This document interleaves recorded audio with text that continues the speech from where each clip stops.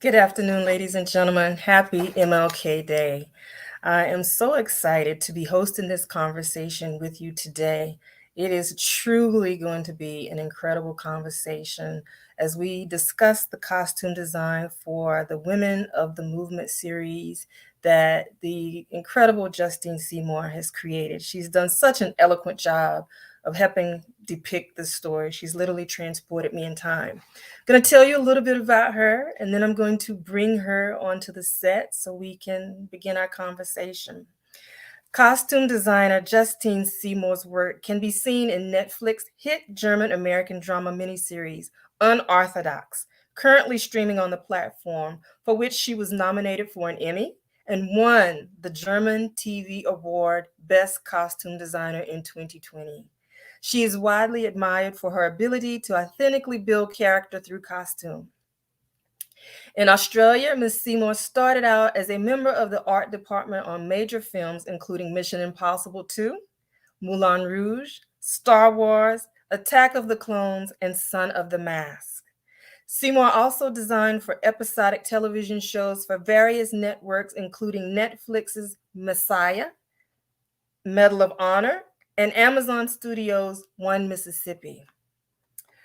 She started out at the age of 16 as a model, and from there she collaborated with musicians on costumes for the stage performances, which led to more performance art costumes for artists, plays, and television commercials throughout the 1980s, and early 1990s in London. Seymour earned her master's degree in design in Australian film, television, and radio school. Born in the United Kingdom, she is now based in Los Angeles and is represented in the United States by United States Agency for Performing Arts, as well as Lux, I believe, in the United Kingdom, and she'll correct me when I bring her in. She's also worked on Mosquito Coast. I'm going to bring her in now. Hi. Hi. Yes. And she'll correct me, but she's also worked on Mosquito Coast with Justin Theroux. There's nothing to correct. You're doing a marvelous job. Thank you. Okay. And True Spirit for Netflix, which hasn't been released yet, which is about Jessica Watson, who was 16 and sailed around the world. I'm just like amazed by that. I'm thinking 16 and you're sailing around the world. Wow. She spent 7 months on a boat by herself. Anyway, hello, Carla. Thank you so much for having me. I'm really delighted to be here. And I am so excited because you are joining us from France. Are you in Paris? I'm not in Paris. I've been in Paris for the last couple of weeks. Now I'm down in Marseille, where I'm planning to stay for at least the next 5 months, working on my latest show. Oh, can you tell us what that, or no? I think I can. It's been announced in Deadline and all of that. It's called Transatlantic. And it's the same showrunner that did Unorthodox, and we've got the same production designer and the same cinematographer. So it's coming back together, but instead of being in Berlin, now we are in the south of France. Ah, wonderful. And so it is 8:00 there? Yes, 8:00. And it's pretty cold. Beautifully sunny in the day. Like Marseille is the most beautiful city. If you haven't been, you must try. Well, when we get out of this chaos, yes, it's time for me to travel. I think I've learned now, definitely, you got to see the world. We have to live. Oh my goodness. Well, I am so excited to have you. I just want to say thank you, Justine, for taking on this role. You've done an incredible job. You and the actresses have transported me, and I know many others, as we were talking backstage, to this moment, this horrific moment in time, but that is a part of our American history that we do need to talk about. So I know it was something that I knew about as a child, but a lot of people did not know about. People younger than me didn't know. So we definitely have to tell this story. So thank you. Yeah, thank you so much. And with that said, go ahead. What were you going to say?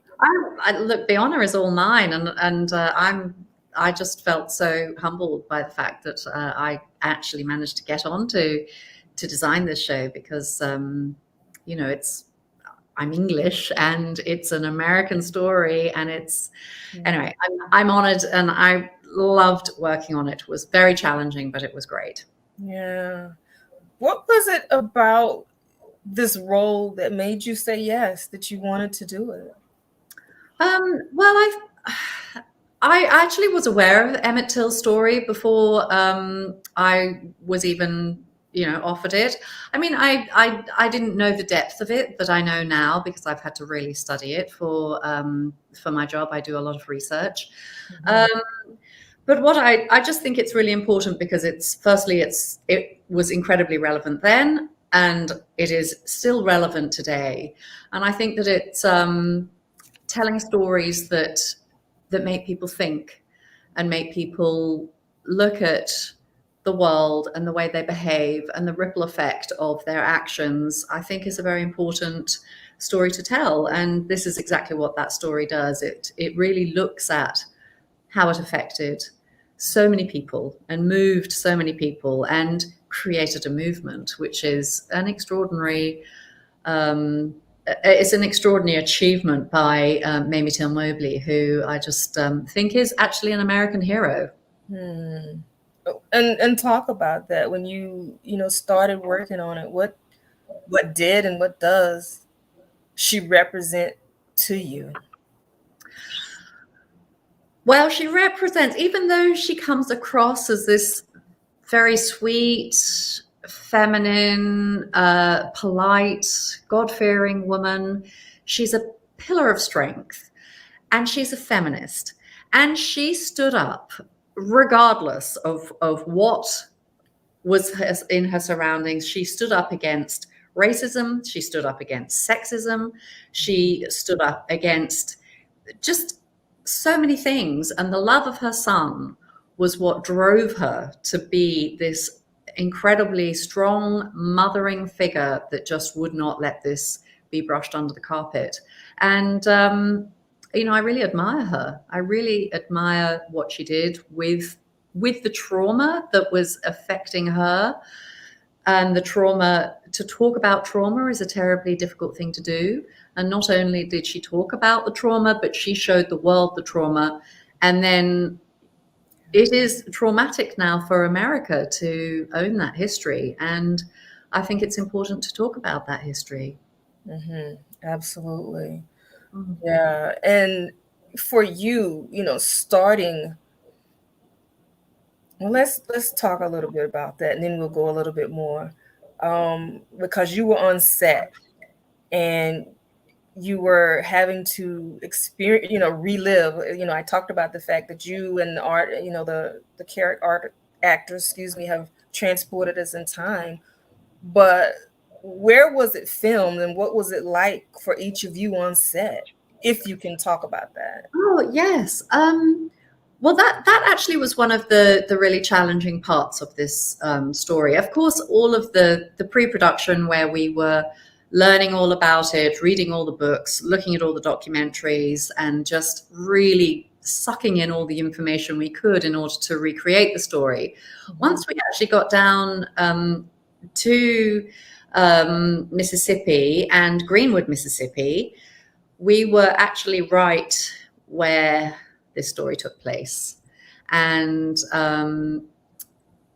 we actually filmed in certain locations where these things happened. And the courthouse that depicts the story of the trial is the actual courthouse. So the sets and the locations had this depth of emotion. It had so much emotion within just walking into that little town, knowing that Mamie had really walked on those streets, and the community that was supporting her had really walked there, but also the people who had committed the crime had walked there, and some of their family are still alive. And there's a history. It's not that long ago, 1955. So there are a lot of people still alive that were there and remember it. And so it's always interesting when a film crew, because we're so huge and we just take over everything, and we take over all the hotels, and we eat in all the restaurants we were allowed to, because it was COVID, so we weren't really allowed to. But there was a big presence, and I think we, ruffled a few feathers there. That's interesting. Mm.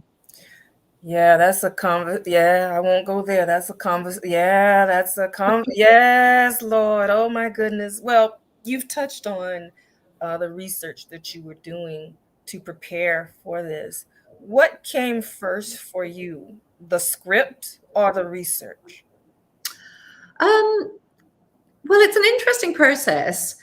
First of all, my agent told me that I was going to be interviewed for this job, and so one has to prepare for the interview, and you're just sent one episode to read. So even though I did look at as much as I could online, and I was actually I was in Mexico at the time working on Mosquito Coast, and so I did a lot of research just to have the interview and a presentation.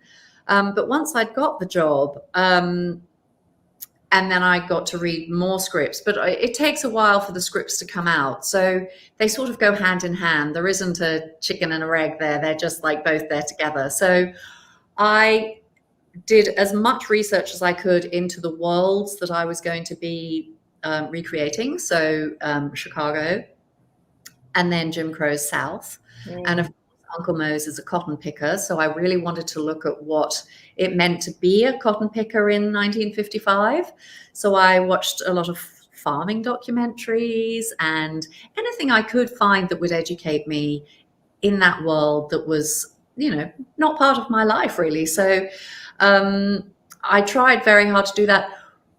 But what I really wanted to look at to create the wardrobe is that I wanted to look at the African American gaze that was seeing their community. So I looked at Kwame Braithwaite's photography, and of course David Jackson's photography, and I really trawled through a lot of that. Then the Magnum library was very useful for me as well, and I sort of just went a deep dive into everything I could that would educate me into that world. Yeah. And I want to tell the audience, Justine has been kind enough to share a small portion of her bill. So I'm going to show some of those pictures in a moment and let Justine walk us through them in that process. But what were some of the questions that you asked the director, Gina Prince Blythewood, to make sure you understood her vision for recreating these pieces? So Gina was responsible for 2 episodes, but she did the first episode. So that kind of sets up the look. Okay. Marissa Jo Serra is the showrunner. So we're in television. Marissa is the show creator and is the writer. So there's a lot of collaboration between all of us. I mean, the specific questions I don't recall exactly because it was well over a year ago. But basically, I would ask any questions that if there was something that wasn't really obvious in the scene. But I sort of go into real emotion, and I want to go into how people are feeling in their wardrobe. So it was very important within the first episode to set up this family as just a regular family. They were just, a family living in Chicago, living their life. Emmett Till had his passions. He loved fashion. He loved singing. He was just a really lovely young man. He had just turned 14, like a month before he was killed. He just had his birthday, and he received his first fedora hat, which was the hat that you've got a photograph actually coming up of it. Yeah, I'm going to bring that up. The hat that he wears, I tried as best I could to recreate the one that he was given for his 14th birthday, which he wore on the train as he went down to the South. So I really tried to pick out things that were real within his world. And during my research, I like to delve into the characters, and I find all the images that I could find, I'd look into the deep folds of their characters and bring out the secrets and allow the audience to see who they were. Let's go through some of these. I didn't, the fact that he liked fashion, I didn't know. He was a So, very slick dresser. And not only that, he was very particular. In one of the documentaries I watched, his mother was talking about how he was very particular about the way he would hang his trousers over the radiator at night so that the seam would be heat pressed in without having to iron them. Yes, it was really delightful, like the insights into who this young man was. And that was what Gina wanted to really bring to the forefront of everyone's mind, is that he was a real boy. He was living a lovely family life. And that's why Marissa started the show with a family dinner. So this dress I had to recreate actually is the day that Emmett Till was born. So I had to take it back 14 years. So now we've gone back into 1942, I think, 41. So I had to take the fashion right back to that. And here she is, the mother is arriving, Alma is arriving to help her daughter have the child. This scene is where Emmett is leaving on the train, and she gives him a hug goodbye, and he gives the watch to her and says he won't need his watch while he's down south because he's on holiday. And I wanted him to wear something that was very sort of iconic for the 50s, but also, celebrated his fashion sense and the way he wore his hat. I copied that from photographs I was able to find from him. So this was a piece that you kind of had to just recreate or create, not really recreate, but just kind of create from what you learned about him.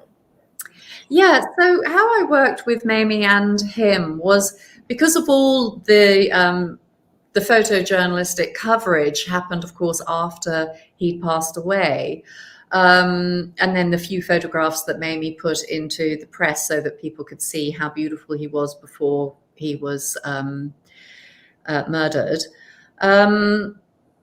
So I worked backwards. I did all the research on Mamie during the court case, and then I worked backwards to start before all of that to find who she was before. And in this dress, like I found this dress and I love the fact so fun. And she's just having a great time with her girls. They're having a card game night at her flat. And they're laughing and joking about, just life, having just a nice evening together. And this dress really spoke to me because of the way she celebrates who she is, who her son is, and who her friends are. And she was having a good life. She was doing well. This image is where the two NAACP, I can't remember their names, Ruth and they go down and they're investigating. So they're dressed up as cotton workers to go and ask questions to find out if they can find any witnesses from that day.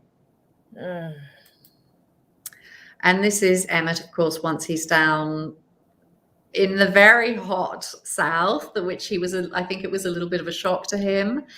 And his uncle says that they can have the afternoon off and go swimming. And of course, that's the fateful day that he goes to buy some candy from the shop, and whatever transpired, but he certainly, do what they said. He probably was just polite and friendly, which is,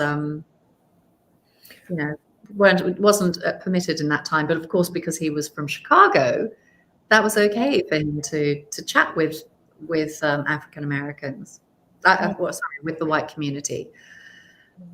So this dress, this is a funny story. So I found an image actually of Mamie wearing a dress like this, although it was in black and white, so I couldn't see what color it was. And when I was talking to Adrienne Warren about her colors and what suited her skin the best and what she felt beautiful in or comfortable in, she said, oh, look, all colors really work for me except blue. And I was like, okay, I won't use blue, I won't use blue. And then it was like, I need to make this woman not look so beautiful because this is a very traumatic day. This is the day she finds out that her son has actually passed away. So I deliberately recreated that dress in blue. Were you able to, as far as your process went along, were you able to talk with any of her family members or anyone that might have given you ideas about her, how she was, to help? You know what? I didn't, and I wasn't able to, but the research and the images that were online of her and available in a book that was written about Emmett Till's passing, there were lots of pictures of her going to the courtroom. There were quite a few documentaries and little snippets of news that I was able to get, and newspaper cuttings that I was able to look at. I could see that she was a very very beautiful woman, and she really celebrated her figure, and she wore really pretty dresses. She dressed immaculately. She loved high heels with peep toes and ankle straps, and she always had diamante jewelry on. So I was able to build a character from all of those images and pick out what she continuously repeated within her wardrobe, and then I could pull it back to before we actually have the coverage of her. And then I can build her story arc through the color palette. So I started her out in pinks, very colorful spring tones, the bird dress, playing cards, like everything is lovely and light. Her nightie is white and light pink. She wears a beautiful shiny dressing gown. She has a lovely headscarf on when she sleeps. And then when Emmett goes missing, that's when she starts to go into the blues, the grays, and then when he actually has passed, she goes into black. And I wanted her to have a strength, like a letter on a page of history for American history. I wanted that pillar of strength to hit us. And that's why I kept her in very strong silhouettes and colors throughout the court case. That's powerful. Oh. And this is the turning point where the red dress. So I called this the blood dress. Again, there was an image of her in this dress, but it was black and white, so I didn't know what color it was. But it had these very sweet, naive little stick drawings on it. So I had the fabric recreated, copied exactly, and printed up for me, but in this beautiful kind of rich, dry blood. And to me, that was to emulate the mother-son bond that she had given her blood to give him life. And now that he was dead, the blood had gone back onto her dress, like she had received it from him. And even though it's like, well, it's a very beautiful dress. Why is she wearing a beautiful dress? That's the dress she wore. If you look online and you can see her picking up his body in the box, she's in this beautiful dress. She just always wore very feminine, very pretty clothes. That's who she was. Are you okay? I'm blown away by what you said about the blood and how she, received it back. That is such powerful symbolism. That's right. That's my job.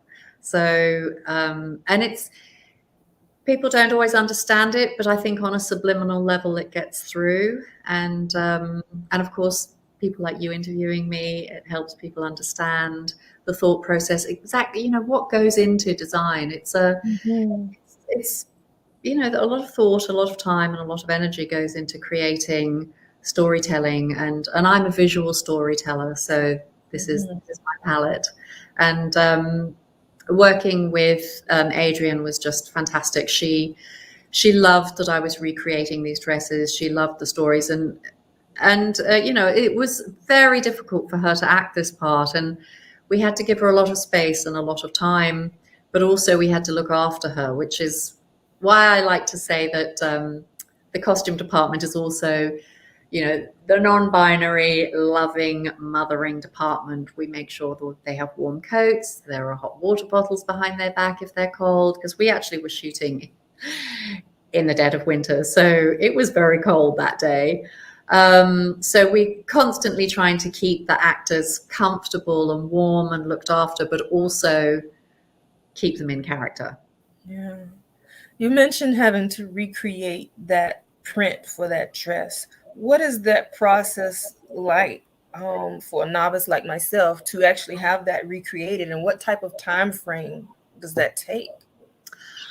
You'd be surprised, actually. It doesn't take that long. So I have a very talented graphic designer, my dear, dear friend, Katerina Stratos, who does my graphic design work. And so what I did was I sent her that drawing of, that's my drawing of what I wanted the dress to look like. And then I sent her a picture of the real dress. And then I told her my whole idea about making it the blood dress. And so we together, she worked out the mathematical sizing and imagery to make it fit exactly as it did on Mamie Till's body, so that we got the proportions correct. And then we chose the colors together, and she would send me the Pantone colors. So we looked for a deep blood red, and we went through a couple of those. And then we decided not to have it just cream. So we did one in a sort of a salmony pink color, and then one of the characters in a creamy color, so that you can see, if you look up closely, that there's movement within the pattern. It's not just two colors. There are actually three colors. And then there's a place in Los Angeles that prints fabric for you, and you just send them off all the digital artwork, and they recreate it for you. It's genius. You mentioned taking care of Adrian. Well, a couple of questions there. You know, I believe you were collaborating with her along the way to produce these costumes. You know, what were some of the things that were on her mind? And then how do you feel your artistic work helped her mentality to adapt this role of playing Mamie Till-Mobley? Well, actors very often say that they find the character in the fitting room. And my process really is not to bombard the actor too much. So what I like to do is bring them in early. And I like to talk to them about their figure.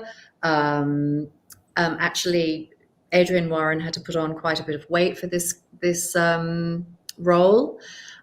Because she was doing Tina Turner, so she was dancing every day, and she was just muscly, and she's a dancer. She looked incredible. Whereas Mamie Till was a bit more curvaceous, and so like an amazing professional, Adrienne put on weight for the part, and she told me that that's what she planned to do. So I had to make sure that I incorporated that into her wardrobe. And we talked about, as I said, which colors worked for her skin, which colors didn't, which colors made her feel certain ways emotionally. But because I was recreating and honoring an actual person, Adrienne sort of stood back and allowed me to recreate Mamie Till's wardrobe so that she looked as much as we possibly could make her look like Mamie Till. So we just worked together on that, and there were a few dresses that we had to make up, like the card game dress, and I gave her a few options, and we both really loved the crane dress, as I called it. And then, of course, we have to get that okayed by the director and, of course, Marissa, the showrunner. So there's quite a big process. There's a lot of collaboration between me, the actor, and then, of course, the directors. But it's a process. It's a real process. Okay, this dress is, I've actually put in the mother, real Mamie Till-Mobley there, and her mother, and you can see that they're wearing the same dress, which was something I could not find any reason for. And I watched the episode last night, and they're both in the same dress. I'm like, that really needs to be explained, but it never was. But I just was actually copying the reality. So during the viewing, they had the same dress on, and I recreated it for both Alma and for Mamie. And then at the actual funeral, Alma stayed in the same dress, and Mamie changed into a suit, because they had a 3-day, I think a 3-day viewing where, 10,000 people came to pay their respects to Emmett Till's open casket coffin.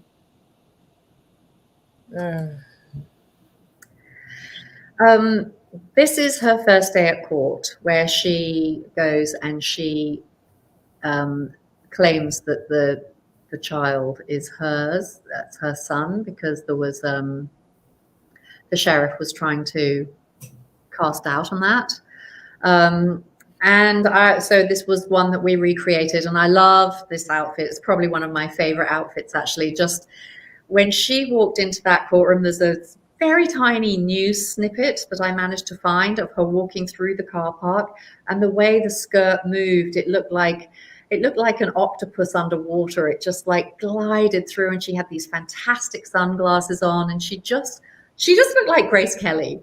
She looked amazing. So that's what I was trying to recreate, that as best I could, to give her that movie star pizzazz. And the true fact is that when she did arrive down south and she looks like this movie star, everybody kind of hated her even more.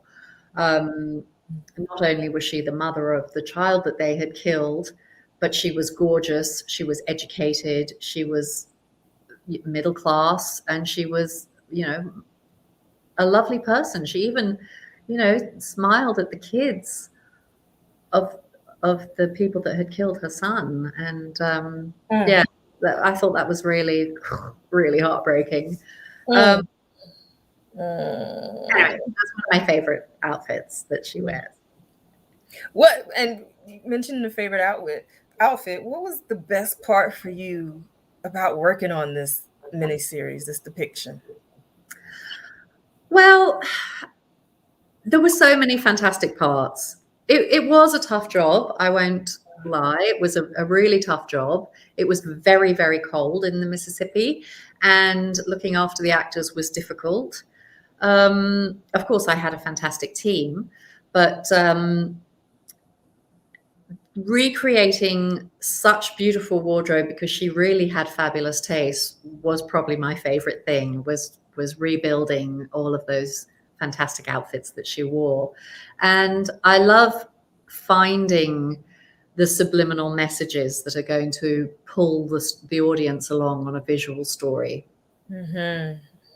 Yeah, and being part of this story, which, as I said before, was, it's not my heritage, but everybody has to take responsibility for the state that the world's in. And if I can do one little thing to make someone sit up and think and understand the ripple effect of a crime that's committed, then I will be happy. And I was really honored to be invited in to be part of Marissa Jo Serra's vision of this story, to tell the story as best we could, and then to work with 4 African-American directors, female African-American directors, was I felt like that was a piece of history in itself.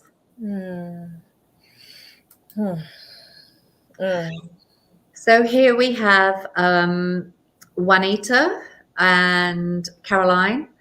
Caroline was working in the shop on the day that Emmett came in to buy some candy. She's still alive. So I hope, Caroline, that you watch this show, and I hope you feel the way you feel. She was a very pretty young woman. She was only 21 at the time. And what was incredible about their story is that they were very poor. they were known as troublemakers within their little community.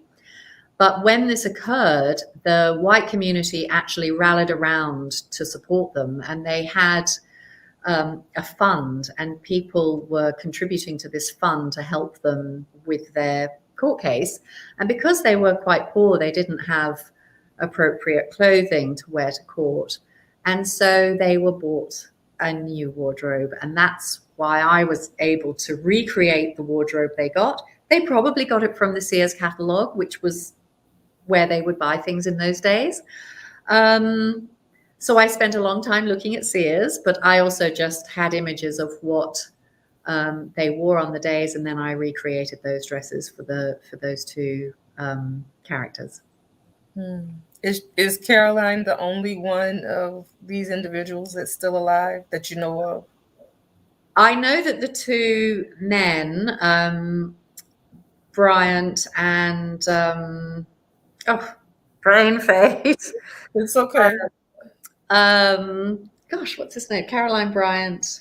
Well, anyway, it's not important. It's okay. Thank you. It's late at night. I know that one of them died. Both the men died, not happily, they didn't remain married. All of their relationships broke up. They basically got their karma and died quite tragic deaths, but Caroline is still alive. Yeah. Oops. And this is the day that they were acquitted, and I recreated those dresses. Again, the photographs were in black and white, so I had to make them up, but I kept them in a color palette away from Mamie.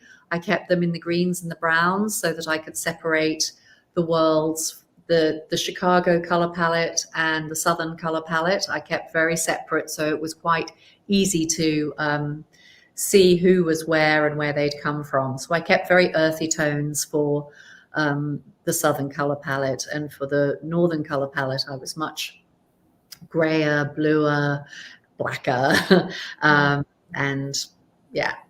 Yeah, see, I'm looking at the swatch there, so that's okay. Yeah. It's sort of a deep olivey green. And this dress, this was such a fantastic dress. There were very few images of it, but she had this gorgeous florally dress, and I couldn't find a fabric that really mimicked it. So I found a black and white fabric, and then we overdyed it in gray. But she had this fabulous little bolero jacket on with the detailing of the same fabric as the dress on the sleeves and on the lapel. And yeah, it was just a fun little outfit. And even though it was a very sad day, because that was also the day they were acquitted,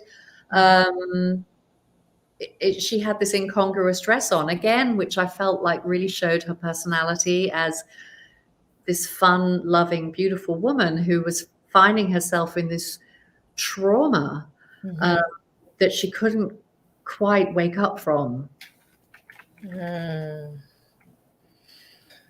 I didn't realize that she had written a book, but now I have to get the book to read more about it. And yeah, you've done an incredible job. Because it's, I mean, what I think really is extraordinary about Mamie Till is that throughout all of this trauma, she's got a lot of faith. She has, God is looking after her, and she really puts a lot of trust in him. And she even says that Emmett was on loan to her, and he was loaned to her for 14 years, and then his death had to serve a purpose, which it did. And that's what's extraordinary about her, is that she had the strength to make sure that it really served a purpose. It really spoke to the community. It started the civil rights movement. It moved further into Black Lives Matter. And she was a catalyst. And I think that that's a very brave place to be, you know, as a young Black woman. And here, I love that image. It's just her silhouette just walking out of the courtroom. I just think it's magical. Hmm. I, you've done a great job. Thank you. Um, Thank you. It was a beautiful thing to mm, recreate. And what was really lovely also is that later on in the episodes coming up, spoiler alert, um, she does pull her life together, and she goes to retrain and becomes a teacher, and then she gives her love and her warmth to all of those students that she teaches for the next 30 years of her life. And mm, even though she didn't have any more children, um, she gave a lot to a lot of other people's children, which is really beautiful. yeah. Are there any takeaways from this, well, designing experience, as well as just the depiction in itself, that you can share with us? Um, I'm sorry, I missed I didn't Yeah. understand. Were there any impressions, any takeaways from the movie, the depiction itself historically, as well as on the other side, the designing experience for you that you can share with us? Well, I mean, it was a really interesting journey working down south in the Mississippi Delta. The things I took away were that it took a long time to sort of get into the community, and that's why I love my job, is because I get to really delve into the community. And I met quite a few of the locals, and I was taken out to dinner a few times by a lovely farmer, rice farmer down there, Mike Wagner, and he showed me parts of parts of the Mississippi that I would never have seen just going down to work. So that was a real gift, was getting to see those beautiful nooks and crannies of a community that I wouldn't have otherwise seen. Um, but taking away from the actual story is that um, the power and love of a mother to her son um, is an extraordinary thing. And the community that then stood by her and also supported her, I think was really powerful. And I think that there are a lot of very fantastic human beings out there, and there's a lot of really amazing love to be shared. And I think that this story not only shows the ugliest underbelly of society, but it also shows the beautiful positive side of strength and love and faith. Yeah. As we're wrapping up, if anyone has, because there's a little bit of a delay, so if anyone has any questions for Justine, please go ahead and put them in, and I will see them in the chat and present them to her. What would you, Miss Justine, what would you say some of the most powerful moments on set were? Um, being in that courtroom, very, very, very heart wrenching. In the train station when Mamie had to pick up Emmett's body was just horrible. But then on a lovely side was when she was sitting on the step with her fiance, and Emmett's, singing badly, but singing and having fun as teenagers do. Recreating all of those kids, like we had a lot of kids kind of running around and having fun. That was really lovely because it felt very communal, and it was yeah, it does. It transports you back into a time that we don't really have anymore, particularly with COVID, because you don't see kids running around on the street. Yeah. Um, yeah, I mean, just playing on the stoop, playing in the street. We had lots of kids running around. It was lovely. Um, what else was amazing about it? Um, I really liked the doctor's mansion that we shot in. That was a beautiful set. And he was, a real person. They're all real people. And he was a pillar in his community, and he was there supporting people and making lives better through his work. Yeah. Was Were you ever at any time reluctant to take in the role for this depiction? Um, I mean, I did think about it quite seriously, about whether or not I was the right person to tell this story on a visual level. But once I met with Marissa Joe and the directors, they were very warm and welcoming, and they wanted me. They wanted my collaboration. There was a mutual respect between us, and so my fears were soon waylaid.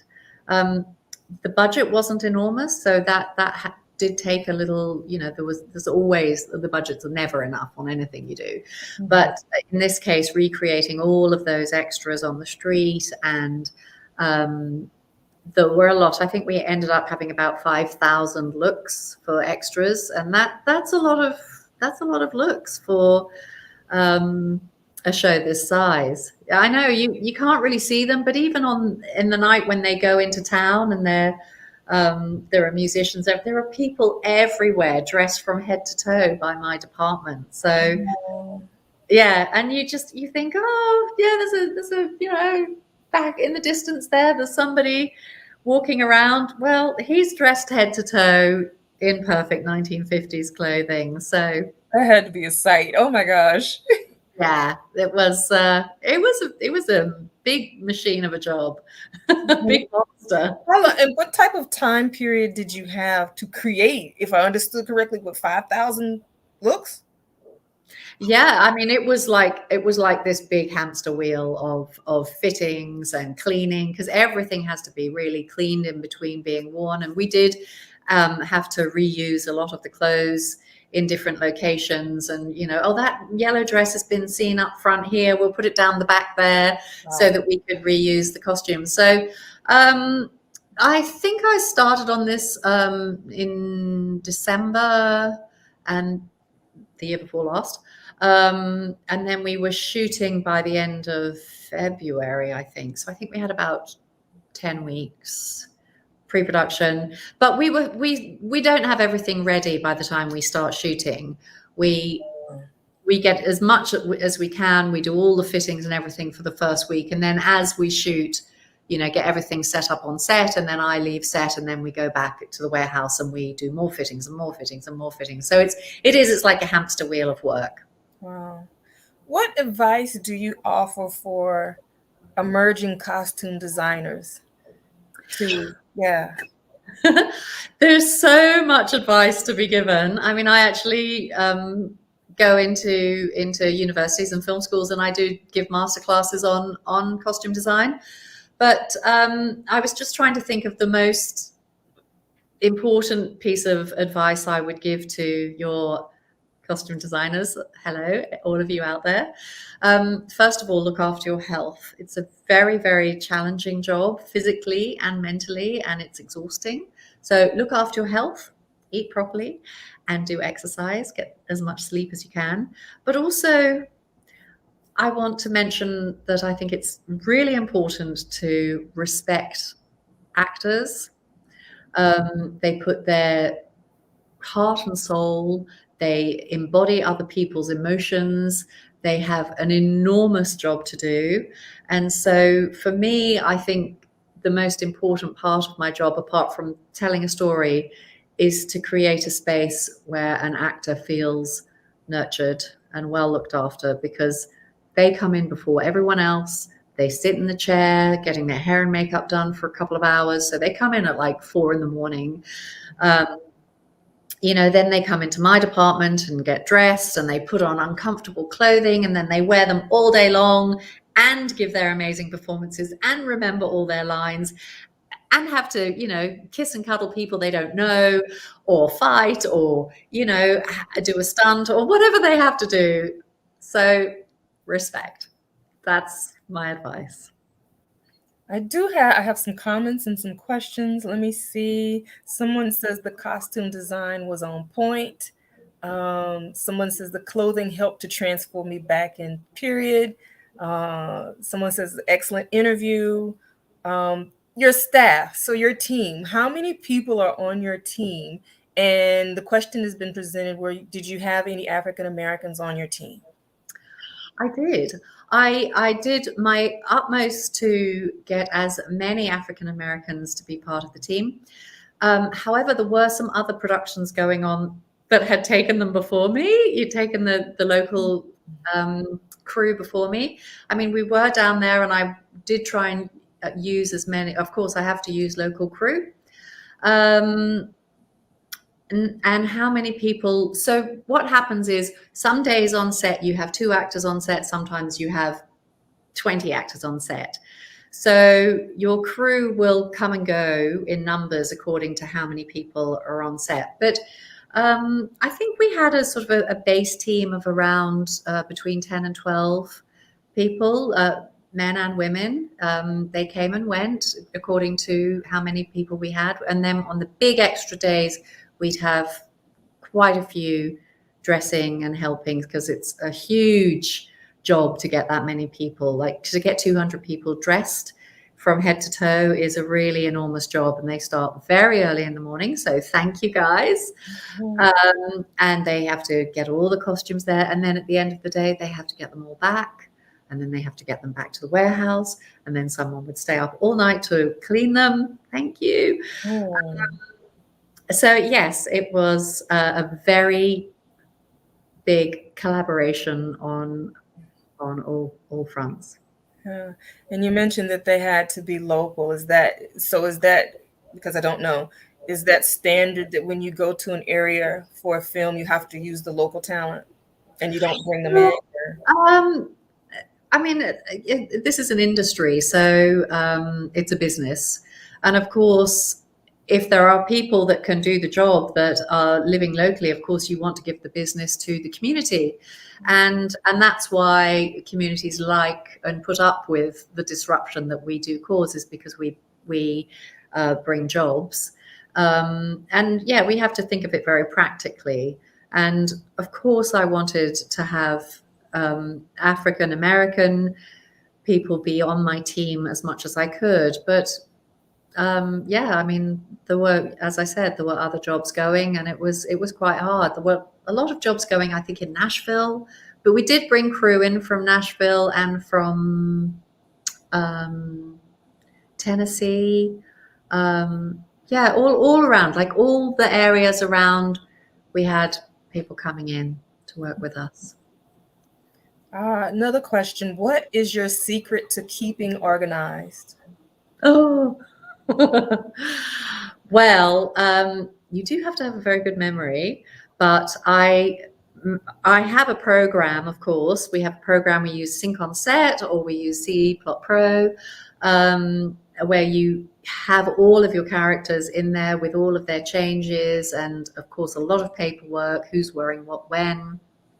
You take a lot of photographs, and I have many lists, and it is a bit chaotic. And when you do start a show, it's a little bit like getting an enormous 1,000-piece jigsaw puzzle and chucking the whole lot on the table, and you're like, oh my God, how am I going to do this? But then you pull out the little pieces and the information, and slowly you start to build the world and build your design and work out how you're actually going to get through it. And it can be overwhelming, but it's also very challenging and fun. Next question: did you source or create from scratch the clothing? A lot of both. So we rented a lot of clothing from Palace Costume in Los Angeles. And then we also rented from New York, from a few costume houses around that my assistant designer, Elizabeth Kirby, has lots of, she knows everyone. So she was pulling in lots of wardrobe from all around. And then, of course, we built, as I said, we built a lot of Mamie's clothes. Well, nearly all of Mamie's clothes were built. And we had to build some for Alma. And then we got some, we did buy some, we managed to buy quite a few things, and then those ones we could play with and change and alter and adapt to make them work for us. Okay. This has been great. I the blood dress is still on my mind.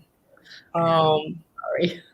no, don't be sorry because I think that is um, a paramount part of this story.